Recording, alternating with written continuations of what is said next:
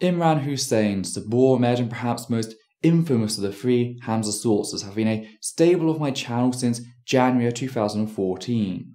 And with my effort, along with the efforts of a few others on YouTube, we have produced results in pushing said Dawahists away from making 4 YouTube videos, with them only really publishing talks elsewhere or street rants these days. Yet as today's video with Imran Hussein shows, they seem to try and creep back into their old format now and then. So for old time's sake, I give you Islam, not atheism, gives meaning to science.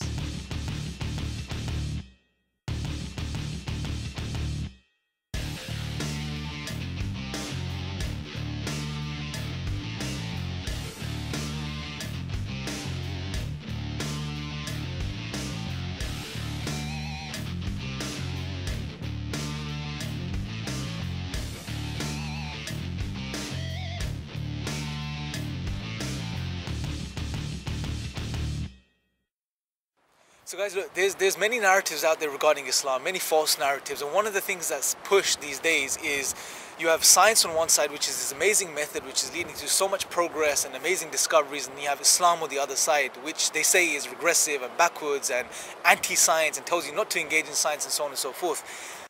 Well, yes, this is a narrative you yourself have played a great part in forming here on YouTube with iError, the London Dawah movement, and Mission Dawah.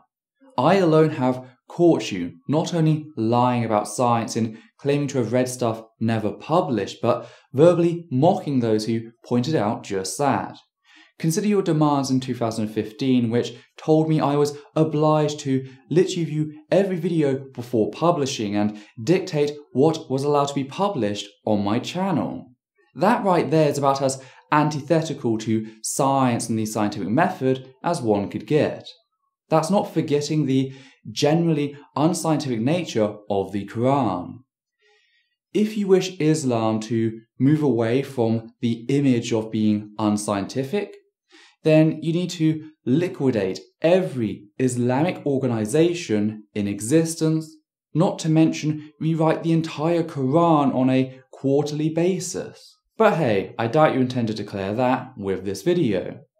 This is a false narrative. The reality is, when you study the Qur'an, you look into the Qur'an, what you see is that the Qur'an encourages you to get involved in science, observe the physical world around you, study the world. Why? Because it inevitably would lead you to the worship of God. It'll inevitably lead you to God. That would fail to explain why the more educated a group of people becomes, the more we see religiosity, including that of Islam, decrease. The Qur'an does not encourage scientific investigation. Hell, the modern process didn't even exist during that time period, so how on earth is supposedly supported the peer review process and the free access of information through services for humanity such as Sci-Hub? Not that I'm telling my subscribers to bookmark this in case they want to read the journal articles I reference in my videos, is beyond me. At most, it attempts tired platitudes of, look all around you, how can you say this does not have a creator, when really the scientific question is, where's your evidence for such a creator? Theism, including Islam, thrives in willful ignorance of the natural world, and the method of science developed to explore it kinda kills that. That's why scientists who happen to be theists are guaranteed hypocrites when it comes to compartmentalizing their belief in God as excluded from scientific scrutiny, as science has the same effect on theism as I do on a nanza. That's a naan-based pizza for all of you uncultured knaves out there. And I really want to clarify this today by sharing 2 very powerful verses from the Qur'an, which are found in the 16th chapter, I believe, verses 78 and 79. God starts off by saying, He brought you forth from your mother's wombs, not knowing nothing. You knew nothing, right? No matter if you're the Einstein of the world today, you know nothing. Even he knew nothing when he was born, right? You come into this world with no knowledge. And then God says that He made for you, He gave you, He developed for you your senses. He says He gave you hearing and He gave you sight, alluding to the senses that we use to look at the world around us and understand and study the world around us. And then God says that He gave us hearts and minds. And the Arabic word used here encompasses all of the human faculties of reasoning. Our ability to reason and understand the world around us, our ability to use our rational faculties to attain truth and understand the world properly, right? And what's interesting is that God in this verse, so far, he's pointed out two things. He has pointed us towards our senses, hearing and sight namely, and he's also pointing us towards, or is making us, or reminding us of our rational faculties, our ability to reason and to understand the world around us. First of all, nowhere is the mind mentioned at all. The authors of the Qur'an make the same blunder cultures have been making for millennia in believing that it was the heart, not the brain, that enabled thought. The heart is just a muscle that has no relation to cognitive processes at all. It also shows a lack of thought on part of the authors and how only sight and perhaps hearing are listed, whilst a good number of senses are completely ignored. But secondly, wow. Your proposed deity is truly that insecure that they have to set out to claim the effort behind childbirth. Now, of course, it's actually the authors who've made this claim, since no deity has been proven. But it's really a dick move either way. Doubly so when considering the child mortality back then, in spite of there apparently being an all-knowing, all-powerful deity behind them. Guess there are things Allah can't do. Now what's interesting is, not too long ago, obviously the Qur'an was revealed over 1400 years, but very recently in history you had the likes of Bertrand Russell, for example, an eminent philosopher of science, and he said that science is an attempt to discover, by means of observation and reasoning based upon it, particular facts about the world. What's interesting is that what he's saying is that, look, when we do science, what we do is we use our senses, our sight and our hearing, just like in the verse that we're discussing now, which God points out, our senses, to gather data and observations, and then we use our reasoning upon this data to try to understand the physical world around us. And this is exactly what God is pointing out. So in other words, God in this verse is reminding us that he's given us all the tools we need to engage in the study of this world. In other words, to do science, what we call science today, right? No, science is not merely looking and hearing, and it's certainly not claiming that you think with your heart like the Quran sincerely does.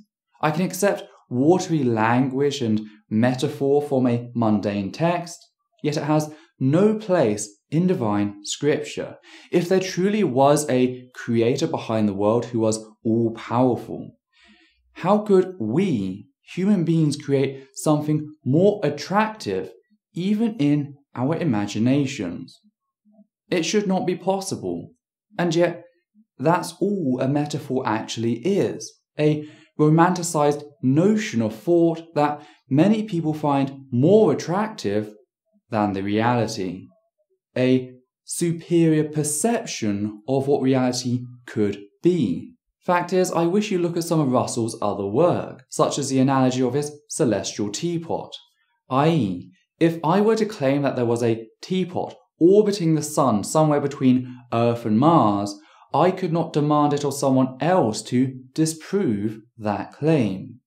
No, the burden of proof would rest on me and me alone, just like the burden of proof for your claim that God exists rests on you to demonstrate said existence. But what's very interesting is at the end of this verse, God says, he gave us all of these things. Why? He gives us the why, so that we can maybe be grateful, so that we can maybe give thanks to him. So what God is reminding us that he's given us these faculties, the ability to study the world, to do science, so it would lead us to being grateful to him. Right? This is something very profound. No, it's just complete balderdash, since science is a complex system developed over centuries and entirely hampered by all religions, including yours. Simply repeating that a passage is very profound over and over again makes you sound like a tourist who thinks a rubbish bin is some new age art rather than a centralized waste disposal. And then in the next verse it gets very interesting, because right now God's just reminded us, he's given us these amazing faculties, the ability to study the world and understand the world, and then almost as if God is telling us, now put this into practice. In the very next verse God says, there's a shift, he says, do they not see the birds as they held up in the sky, in the atmosphere? right, as they fly? Do they not see? Do they not observe? Some of God's telling us now, use these abilities, study the world, look at the birds. Take the bird, for example, study how it flies, right? Study the way its wings are designed, study the way its wings flap to cause lift, study all of the dynamics that are involved that allow for the bird to take flight. Study these physical things and study the physical causes behind these things. There's no problem in that, right? And it's something we need to understand it. No, this is just the claim that the only reason birds are able to fly is because there's a God holding them up. It's a common claim and is one still used today with the example of bumblebees, of course also founded in the person's ignorance of the natural world.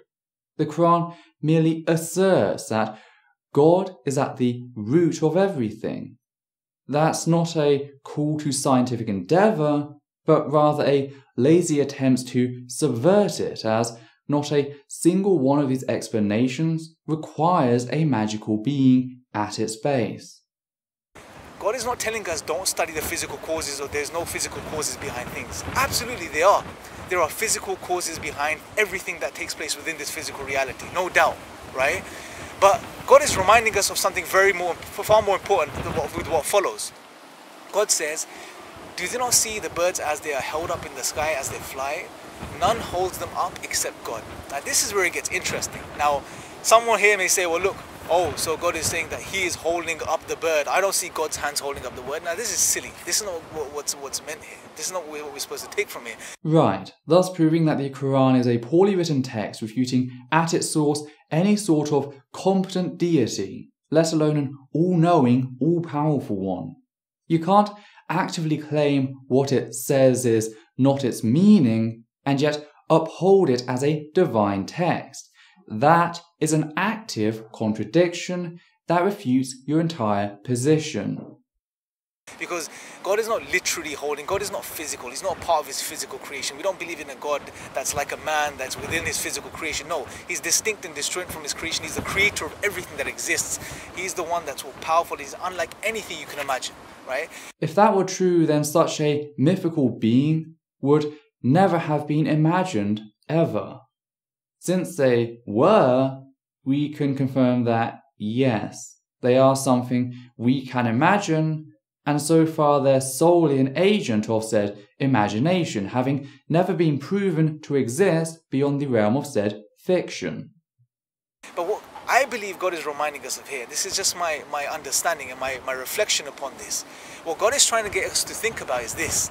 Yes, the birds fly and there are physical causes behind the bird's flight, right? And you study those and you should study those. But don't forget, inevitably, at the end of the day, God is the one who's in control of everything that takes place. He is the why. Prove it. Don't just assert it. Actually demonstrate both God's existence and their necessity for these natural processes, as currently you're relying on slapping "God did it" on everything. That's like going around and sticking "elf made" on everything we can see, whether it be a toy, a rock, or anything really, and saying that's the why. It makes no actual sense from either a scientific or a philosophical standpoint, and requires evidence immediately to solve that issue. God did it, elf made, same thing. So study the how, look at the how, and that's what science can do. It can tell us the how. When we study the world around us, we can study the how, but it can never tell us the why. And just because it can't tell us the why, it doesn't mean there's no why. The why is God, the creator that's behind everything, the one that's in control of everything. As we say in our tradition, there is no power, there is no might except the power of God, right? He is the one that allows for everything to unfold and take place, and He is the one that's sustaining everything. And this is what we need to appreciate here, right? So I was correct in that all you were setting out to do was exclude God from scientific scrutiny via semantics. Here's the problem. If your God has a measurable effect on our universe, then they are measurable by and thus subject to science and must be proven to exist by you utilizing valid evidence. If they don't have a measurable effect on our universe, they do not exist. The choice is yours. You can only pick one irrespective of your dishonesty. So beautifully then God ends the verse by saying, you know, indeed in this are signs for those who believe and understand, basically, right? And what we need to take from this is this. Number one, God is encouraging us to get involved in science, studying the world, reflecting over it.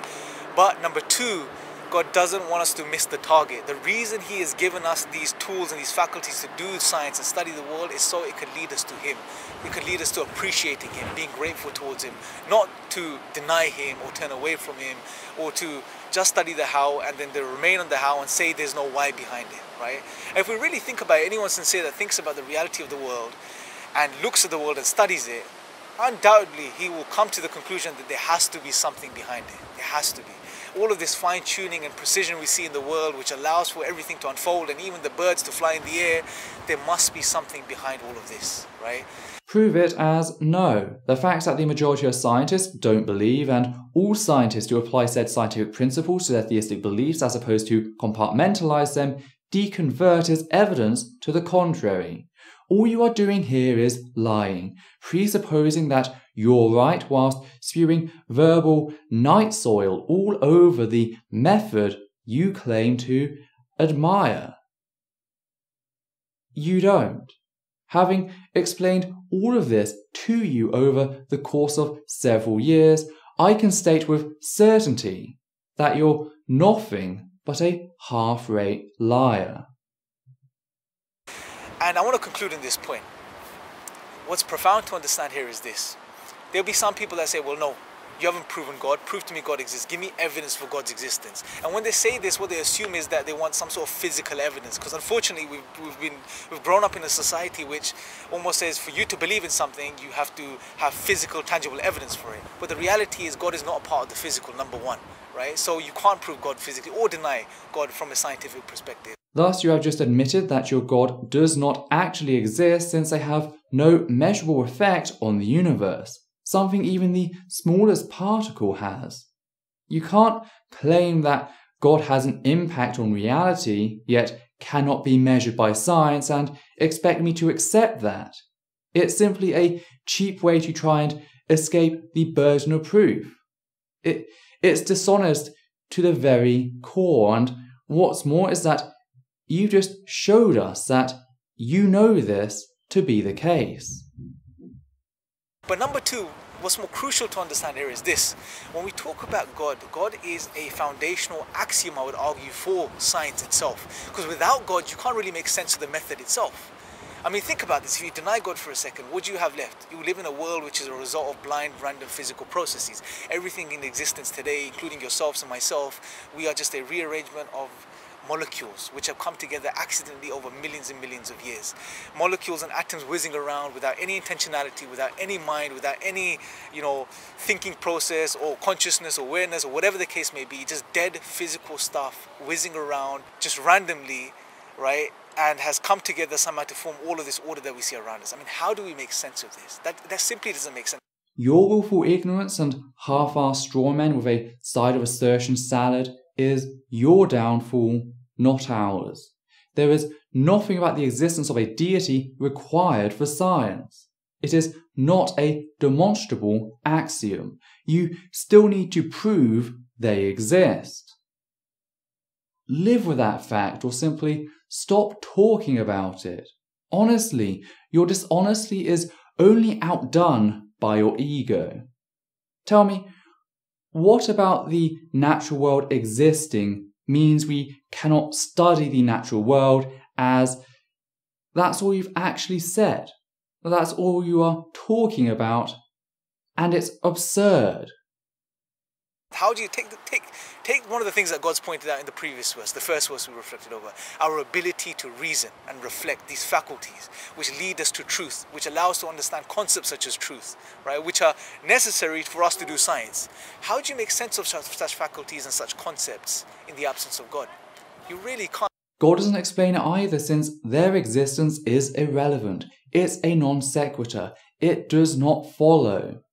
Meanwhile, actual science is exploring neuroscience to understand these very things. Sure, we're still investigating it, but that does not mean you get to come along with your God of the gaps and assert that your God did it.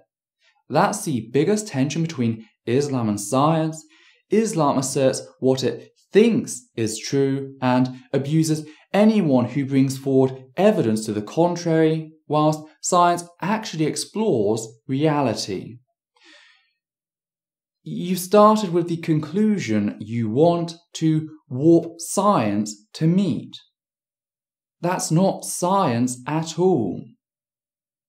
So what this shows is that God is almost a necessary prerequisite for us to make sense of the faculties that we use to engage in disciplines such as science. So in summary, the scientific method is a phenomenal method. We love the method, but as Muslims what we do is we appreciate what it is. It's there, it's a tool which God has blessed us with so we can reflect over the world around us, understand the world around us, so inevitably it will lead us to be grateful to God, and gratitude is the basis for worshipping God. So in summary, I guess what I'm saying is this, that look, God has given us all of the tools and faculties necessary, as he points out in these verses, for us to engage in disciplines such as science, to study the world, to reflect over the world, so it would lead us to him, to his worship. It will lead us to understanding who our Creator is, so that we submit ourselves to him, and in doing so we fulfill our purpose, which is to worship him. So friends, whoever's watching this right now, look, I really encourage you to pick up the Quran for yourself, study it for yourself, look into it for yourself, look past the media hype and all of these false narratives that are out there, and I guarantee you will see something that you just never thought would be true about Islam. Thank you guys for watching. Until next time, may the peace and blessings of God be upon you all. The only false narrative here is yours. You are the unadulterated liar. I don't think that I've ever heard you say something accurate about science in the years I have reviewed your content. The Quran is one of the least scientific books there is, right up there with the Bible and the Lord of the Rings. For a start, it claims that salt and fresh water don't mix, period. Meanwhile, in the scientific community, we call this area of natural mixing brackish water, an entire biome complete with its own flora and fauna. It also claims that the sun literally sets in a muddy spring on the earth each and every night, seemingly ignorant to the fact that the sun is far larger than the earth, not to mention a nuclear firestorm. And don't even get me started on beef resurrection, which, yes, the Quran claims actually works. Science is the death of Islam, and the internet is helping speed the process up. This is merely a desperate attempt at damage control by lying about science, using contradictory statements and endless word salad. It really is showing of just how intellectually bankrupt Islam is, along with all of its followers. Sure, atheism doesn't give meaning to science. It was never meant to. No one has asserted that. It's simply the scientific conclusion in the absence of evidence that a God exists. That's all people have said. It's the conclusion science leads to, not what science requires. Meanwhile, Islam degrades science at every opportunity, and this video is clear evidence for that fact. So well done. Hi there, I'd just like to say a few things here at the end of the video. First, I'd like to say thank you to everyone who has ever donated to the channel via Patreon, giving a special thanks to the following people: Trevor Matheson, Andrew Spreitzer, Sean Conley, Alexander Williams, Daniel Martinez, and of course, Matthew Kovac. Your support has ensured this channel its ability to grow over the years, and hopefully for the years to come. I'd also like to ask that you comment down below and like this video, as well as subscribe and follow Essence of Thought on Facebook. Please also consider following the Atheist Alliance International group on Facebook, an organisation dedicated to helping atheists around the globe. Last of all, I'd like to request that you treat the people responded to in this video with a reasonable degree of respect. Whilst it is understandable that there are justifiable limits to said respect when tackling certain heavy topics, and anger can be a very genuine emotion in tackling injustice, any comments utilising language which insults others on the basis of perceived gender, sexuality, ethnicity, or both ability, mental and physical, will be removed immediately, and the commenter may be blocked on the moderator's discretion. Let's keep this space one which upholds the humanist values. So with that noted, take care.